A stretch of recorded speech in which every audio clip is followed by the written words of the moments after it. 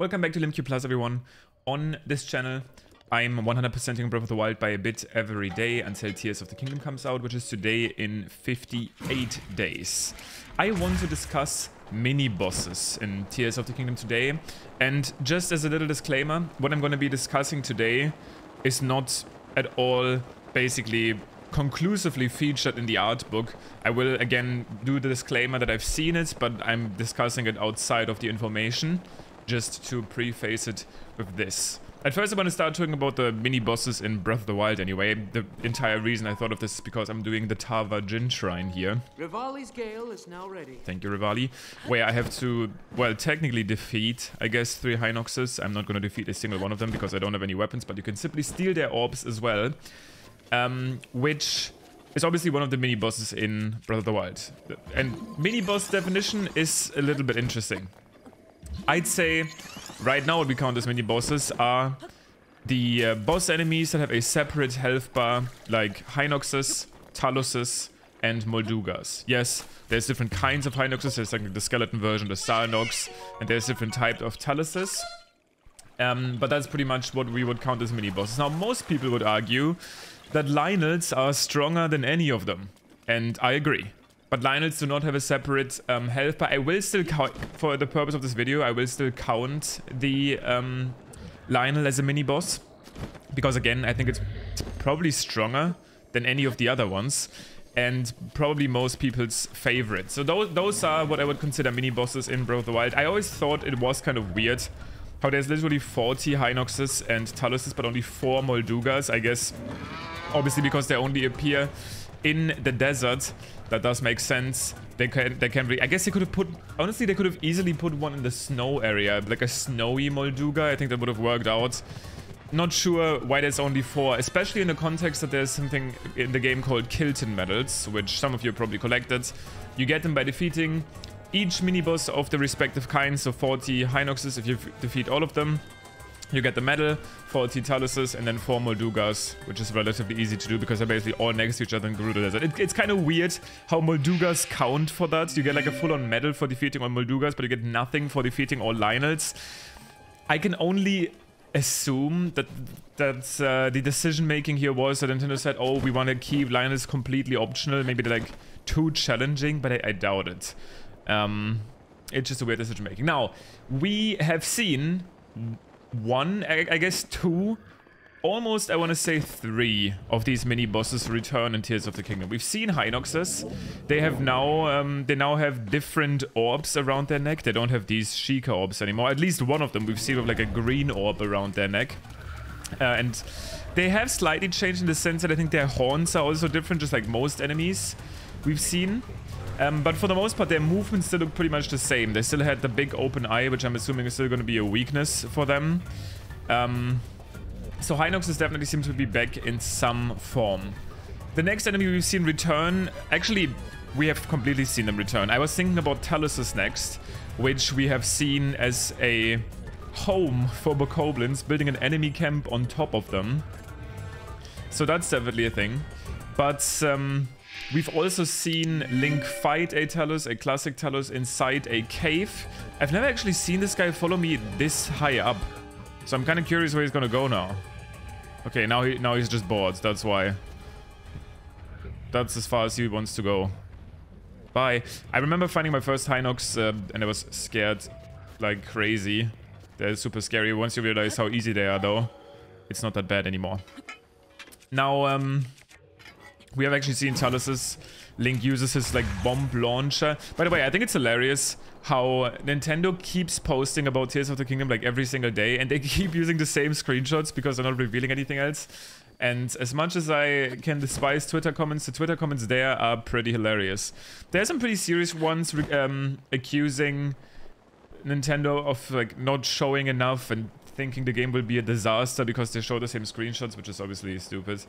But it is funny how they have like 7 screenshots and they've used it like 10 times now. One of those screenshots was Link fighting the Talus with the new bomb launcher type weapon. So it looks like Taluses will return. Are they going to play differently? Is it going to feel different to fight them? I don't know, but I'm assuming there's going to be new ones. Maybe in some of the underground sections. Now, The third one that I saw, that I said we have kind of seen, because we haven't really seen them, is the Molduga enemy.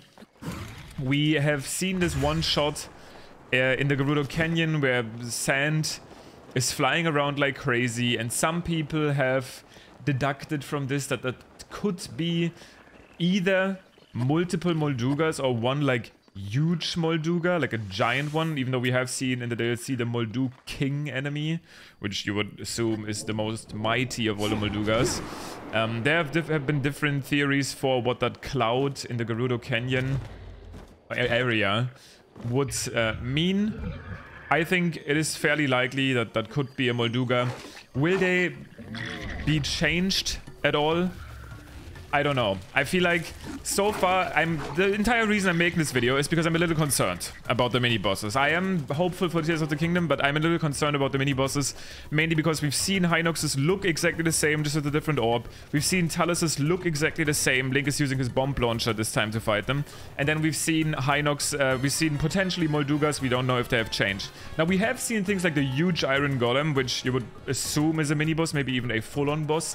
My personal theory for these Iron Golems, I said that right away, is that they might be the new tests of strength to an extent, because again, they are using that like green Zonai type energy, which makes you think that it's sort of like planned and counter, that you're fighting these Iron Golems to get some sort of reward. Maybe it's similar to the Guardians that you fight in the test of strength, but just by the scale of that guy, you could probably think it's a mini-boss. Now, the last one we haven't talked about yet, and there's been some wild theories about the potential existence of them, because there's this one shot where one of those malice clouds hits the ground coming from the Blood Moon, and people seem to think that they see a silhouette of a Lionel hiding behind that cloud. I can kind of see where they're coming from.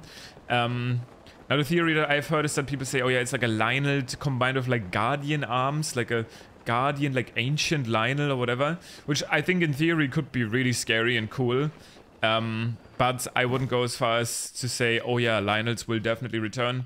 They have definitely been my favorite enemies to fight in this game. And if I was to make one request for Lionels and Tears of the Kingdom, it's definitely to give them real health bars. Like all of the other mini-bosses, I think we are good enough to get like some sort of reward, like a medal or whatever, to getting them all.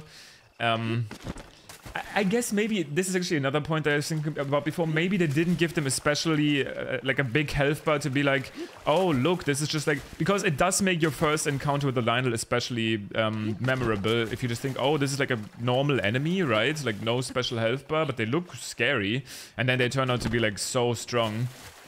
It's always funny to see somebody have their first Lionel encounter, so maybe it was planned because of that, and because Nintendo obviously can't know which Lionel you encounter first, they had to make it like that for all of them. That could be potentially one other reason why they just get the normal health bar. Again, I really feel like we should have gotten some reward. I was curious in general, do you guys count mini-bosses as a major part of your Breath of the Wild experience? Again, because, for example, the 100% run includes killing all of them and getting the medals.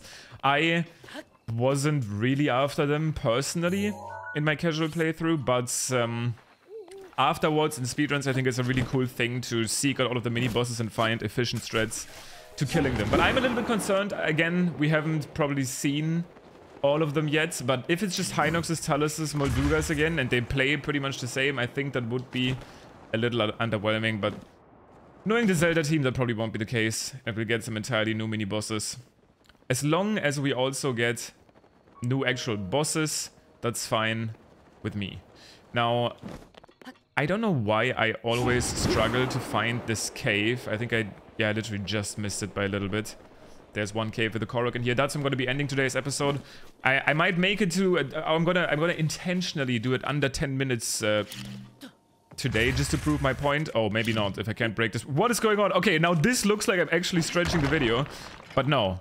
I'm getting the Korok here. Thank you guys for watching. I just wanted to do a quick rant about mini-bosses in Tears of the Kingdom. 58 days until the game today, 57 tomorrow. I'll talk to you then. Peace.